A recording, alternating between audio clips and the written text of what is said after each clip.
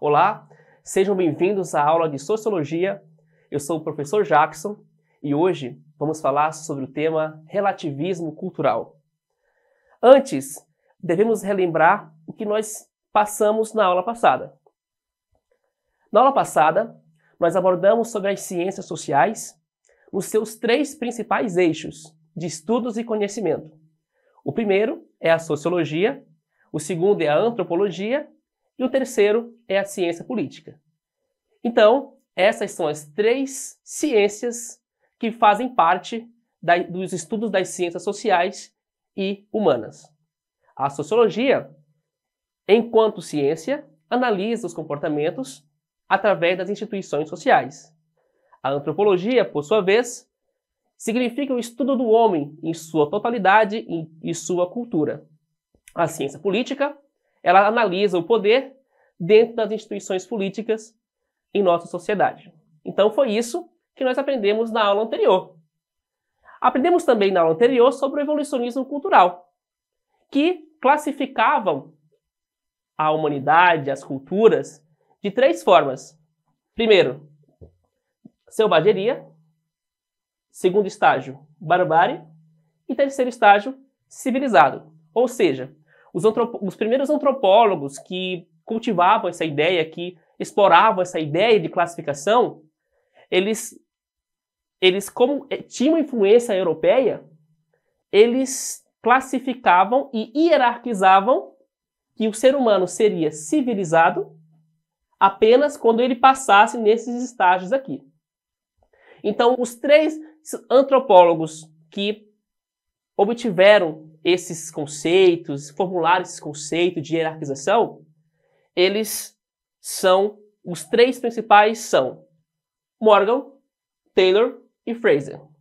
Só que essa ideia de classificar culturas, essa ideia de manter essa classificação e hierarquizá-las a partir do seu próprio ponto de vista, gerou muitas dificuldades em relação a uma série de preconceitos, segregações, e isso não foi difundido posteriormente, porque isso acaba, de certa forma, segregando essas culturas. E por isso, hoje, o objetivo da nossa aula é compreender o conceito de relativismo cultural, suas características, relevância para a diversidade cultural. A antropologia no século XX, ela tornou-se uma fonte de conhecimento sobre a diferença cultural. O que isso significa dizer? Isso significa dizer que, a partir da segunda metade do século XX, houve-se um novo olhar sobre a cultura através das ideias de Franz Boas, um antropólogo estadunidense.